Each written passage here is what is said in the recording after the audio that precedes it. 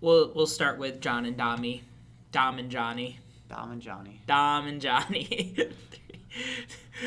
Dom and Johnny in the morning. Yeah, so I thought would be an interesting follow-up topic to last episodes, because the last episode we talked about martial artists as community leaders. And while I think we did talk about some nuts and bolts stuff, it was mostly kind of vision-based. So, the idealistic role that a martial arts instructor serves as like a community resource. And you are an owner of a martial arts school. I have never been an owner. I have been a studio operator, and I've been an employee of someone who has owned a martial arts school. So I have been acquainted with a lot of the background goings on in owning a martial arts school. But I think your perspective would be really valuable, like especially right now because you're like a new owner. So a lot of these follow-up questions can be a little bit more fresh.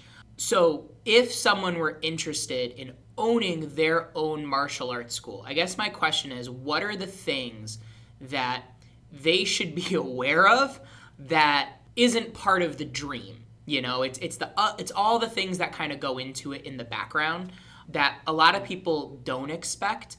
But if they had a heads up about, maybe it would make the medicine go down a little smoother. It's a hard question because I love just about every aspect of it. Yeah. And I think that might be rare because I very much enjoy the computer side, the admin side too. Yep. So I love teaching. I love the admin side. I like the outreach side and the marketing side. The part that is, I think, the hardest is the fact that you are the only one, especially in the beginning. I don't have a programs manager. And for those who don't know what that is, that's what Lisa Tanaka is here. So she keeps everything running incredibly. So I don't have that. So every single thing that comes through is on me. And sometimes I find myself catching something at the last minute where I'm like, whew, that would have been bad if I forgot. Yeah. And that's probably the only thing that I wouldn't say is I don't like. It's just one of those things that makes me nervous. Yeah. So I'm living with a calendar, my Google Calendar, and I have notes everywhere. Sticky notes, notepads, to-do lists. I have another to-do list on my phone that sometimes matches my pads and sometimes does not. And it is just kind of chaos that you get to, try and tame. And personally, that is exciting for me. So Yeah. I thrive in chaos, and I think people who have scattered brains like me thrive in that kind of world.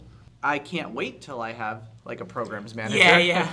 But yeah, right now, all of the billing and financials, that's, one hat, and then all of the admin, that's another hat. Making sure that my teachers are working well with each other, that's another hat. And then, managing the students, that's another hat, marketing. Well, and I think that you touched on something. I think we're going to get into a nuts and bolts conversation because I'm going to steer it that way. But it is worth mentioning that running a martial arts school requires an entrepreneurial mindset and an entrepreneurial intention.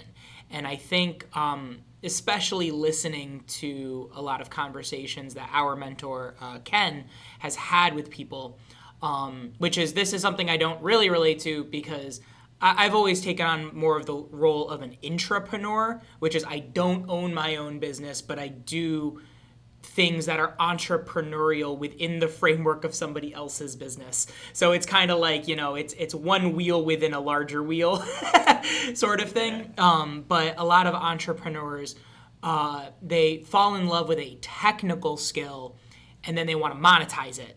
But the thing that makes the monetization work are the peripheral systems that support your ability to relay the technical skill to whoever your clients are. So, just because you're a fantastic plumber doesn't mean that you know how to market or know how to speak to your employees in a leadership way. You know, a lot of the things we've already talked about in past episodes, but when you say scattered, I know you feel scattered, but there is an underlying discipline, because I've also met a lot of people who attempt to be entrepreneurial because they feel scattered, or they feel like they can pay attention to a lot of things. And a lot of times they have a lot of trouble finding success because they have difficulty disciplining themselves to do the things that are hard. And I think that you are right in the sense that your personality is probably a little unusual because you've trained yourself to find the joy in things that most people would roll their eyes at. So that is a little bit, you're kind of ahead of the game from a mentality perspective.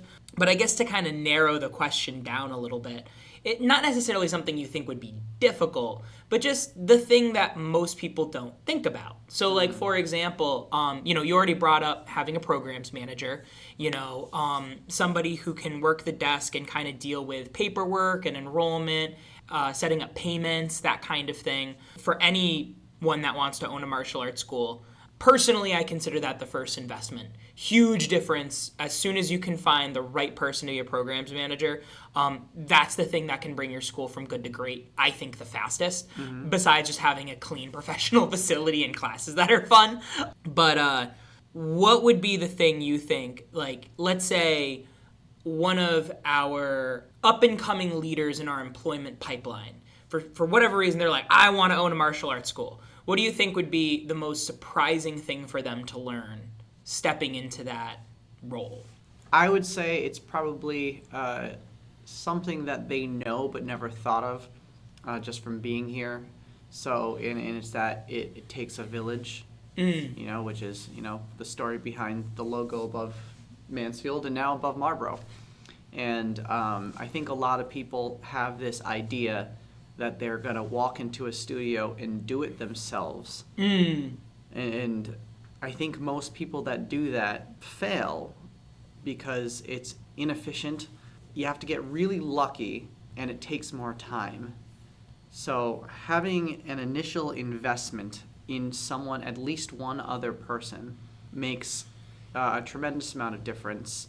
For example, from a class perspective, if we have a class of even 8 children, which 8 children is a small class. However, 8 children with one instructor can be difficult. And the reason why is because every single question stops the whole class.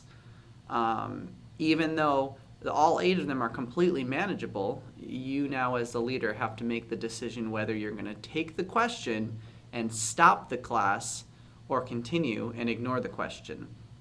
And if one person asks a question, then you're kind of obligated to let everyone ask a question. Yeah. And very quickly, no one has done any martial arts. So having a second person to either do it with them or answer questions or tie belts, you know, as they fall off the children, or one of them, you know, starts climbing the walls, you know, to get them down with a broom handle. That's so helpful. And then the same thing as, you know, we're opening the door to do announcements. Having one that can walk off the floor and answer parent questions or be printing stuff or handing stuff out to parents makes all the difference. So I think from an abstract perspective, you know, you can look at it and be like, oh, I can do all those things. I can run a class. It's just 8 kids. And I've ran a class with 8 kids before, but sometimes we forget about all the other instructors doing little things around us that we take for granted. Well, and even bringing up something a little more extreme, like, let's say there's an emergency that happens, like, that requires your immediate attention. I'm not going to get into details at all, but, like, for example, you were telling us a story about something happened in your lobby that demanded your attention. You know what? I will share this story. Yeah. I think it's a great story. I just told this story to Alexis last night. And this is my warning to all future school owners. That for some reason, it's the curse of the first up late. So the first up late I hosted in Marlboro, we had 8 students sign up, and everything was going great. we ate pizza. And after pizza, we were doing another technique. We were watching Kung Fu Panda, so we were doing all the animals, and I had this like basic monkey thing, that the kids, could, play around with, and it had like a jump spin in it, Yeah, so the kids were having fun with it. And then one of the children looks at me and says, "That kid just threw up." And I looked over, and sure enough, one of our 6-year-olds was projectile vomiting all over the floor. And this was a decent amount of vomit. And I looked at him, I said, "Are you okay?" And he goes, "Yeah." I was like, "Are you sure?" He was like, "Yeah, I'm good." I said, "Okay,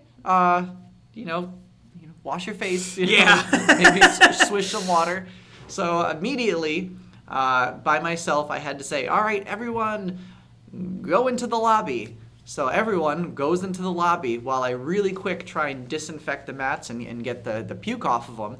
And as I start to clean the puke in front of our glass wall lobby, someone gets hit by a car in front of the school, like directly in front of the school, and all these children are standing, right in front of the glass watching this unfold. So now I have puke in the dojo, but I have someone who was struck by a vehicle outside the dojo, and they're in the middle of it in the lobby. So having someone to help me would have been amazing, and I didn't have it, and I was freaking out. Yeah. The children didn't know, and the funny thing is, every single one of those children told their parents it was the most fun they've ever had, and they've been begging me to have another up late. So what seemed like absolute chaos and calamity on my end seemed like a lot of fun to them. So I guess that's the good part of that story. Yeah. The bad part is I have many gray hairs from that event. Right. Well, and if anything, it goes to show the training that comes out from a leadership perspective. This is another kind of softer skill, but it is one that I think is, well worth bringing up. We don't rise to the level of our expectations. We fall to the level of our training. So as a school owner, a lot of times, and specifically an owner, not just a studio operator. So to distinguish it, like a school owner is the one that pays taxes. The studio operator is the one that's doing all the day-to-day. And in the martial arts industry, they're usually the same person. In Mansfield, they're two different people. Like, I'm the studio operator in the sense that I do the day-to-day and make on the field kind of calls, but we have somebody else who's like the actual owner of the business and deals with paying utilities and all that fun stuff. Yeah. You're wearing both hats at the same time, but what can be hard is because you're doing so much, it can be difficult to find the time and resources to tend to your own skill set. So because you had such fresh training, just in terms of, being a leader and exuding a type of energy, what would have been a disaster in a lot of other schools, I think, still a crisis, but it was one that led to a positive outcome for the students attending the event. So there's a lot to be said about that. Absolutely. Yeah, I think if it hadn't been for all the years here, I would have snapped under the pressure of that of that day. But to kind of circle back, the whole point of that whole story was that if you're gonna have your own school, the goal is to really have a solid investment. One, to have an investment in yourself, because you're paying yourself. You need to have a salary that's livable, because if it's not, and you are freaking out about your own bills constantly, you're not going to do a very good job in the school. The second is having enough bills to run the school. If you Google search it, it will say a year for a new business. Master Ken usually says 2 years, so 2 years of operating expenses, and that is your rent, all your utilities, build out, making the place look fancy, all the merchandise, uniforms, all that stuff, and salaries. So if you salary yourself with something that is, going to give you a livable wage without, bankrupting the dojo, and you set aside money for a second person, including the bills for 2 years, then I think as long as you're doing your job well, you'll be pretty unstoppable. It's interesting because when you think of a business, you think of like the product, and we don't have a product that we sell in the sense that it's like, it's not like a Lysol where like you can take it home and use it and then you need more and you come back. Largely the product we have is just having a strong relationship. So it can be even more difficult if you're just opening a new school cold without having any connections to start, so part of being a martial arts instructor is knowing your martial art, but also being connected and networked into other people that know your martial art, maintaining a strong relationship. And then there's the relationship with your students, which the awkward part I know a lot of other school owners have voiced is asking for money. So a lot of times, you have imposter syndrome to navigate, what should your price point be? And ultimately, whether or not you have a moral entanglement with the value of money, you do need to charge, first of all, a price point that makes sense given your demographic, but also a price point that can give you a livable wage, and also paying attention to what the shifting economic circumstances are that may make your initial pricing obsolete. So, and that can be a tough pill for a lot of people to swallow, especially because martial arts instructors, I have found in general in my personal experiences, so this is not representative of everybody, they tend to be really caring individuals. They want to be community leaders.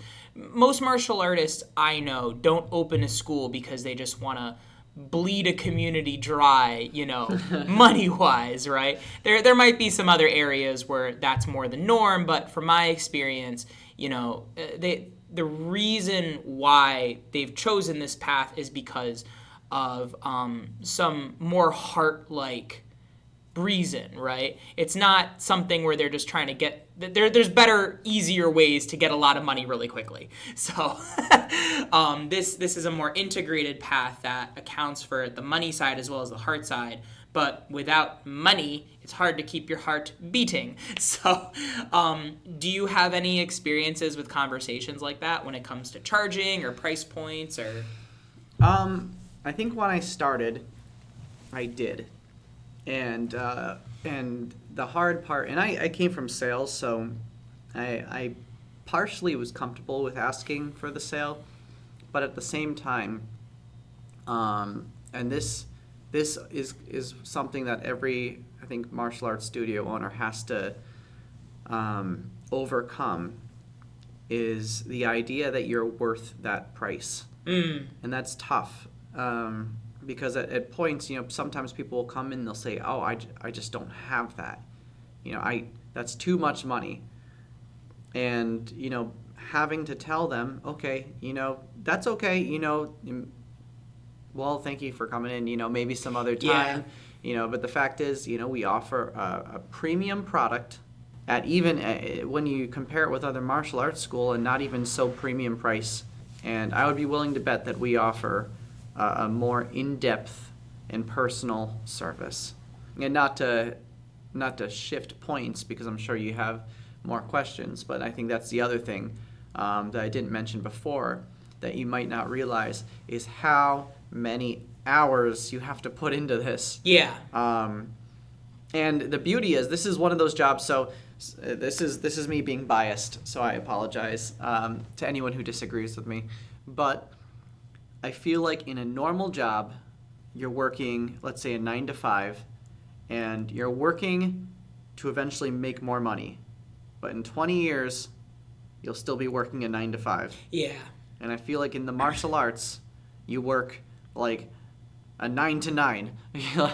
You start up and you're working like 12 hours a day, 7 days a week, barely ever getting a day off, and you feel like you're going to go crazy. But then as things develop and increase, all of a sudden you get to start decreasing your hours. And once you have a well-oiled machine and you have a programs manager and maybe a bookkeeper, and all of a sudden you're coming in for classes and leaving and thinking to yourself, I just worked a 25-hour work week. Yeah. This was awesome, and I didn't get paid any less. Actually, I got paid more.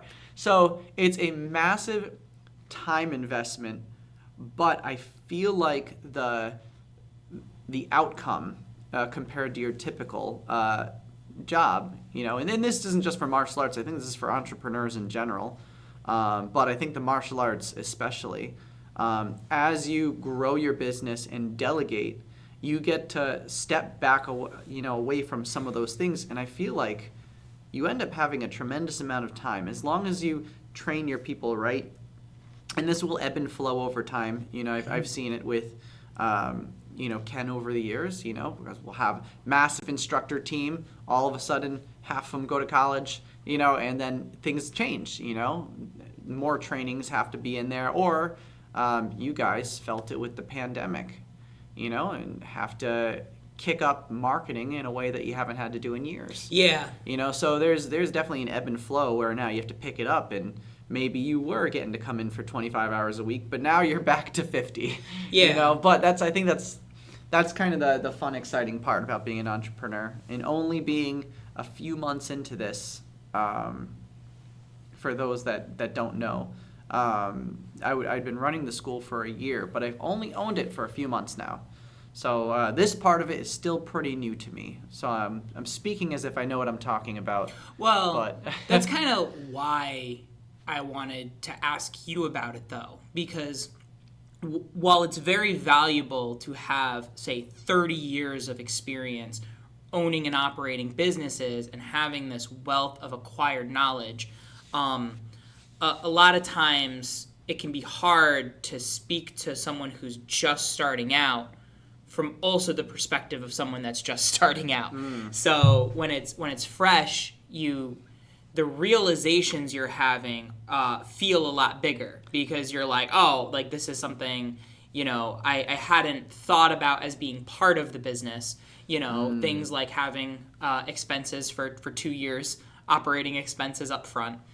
As we're talking about how you get paid, like you said, martial arts instruction has the potential to be incredibly lucrative. If you're looking at it in terms of like overhead, there's very little, right? Like there might be a big upfront investment, like you said, for build out. Mm-hmm. Obviously, there's utilities. Equipment does cost a lot. Like each of those focus pads, I think, are like $40. So I once had an adult student come in and be like, "This room, you wouldn't know it, but has thousands of dollars of equipment, just to get like the pads and stuff." But once you've made that investment, and assuming like there are some wave masters out there that have been in this dojo since I started when I was 5, and they're still pretty good. like it lasts a long time. There's very little overhead, so from a financial perspective, it can be very lucrative. And there's more than one way that you get paid. So I have a lot of friends that work more traditional corporate office-y type jobs. And from a mental social perspective, it's easy to leave classes feeling light, knowing that you've helped somebody else. A lot of times when you're in like a corporate environment, there are internal politics to have to manage, or,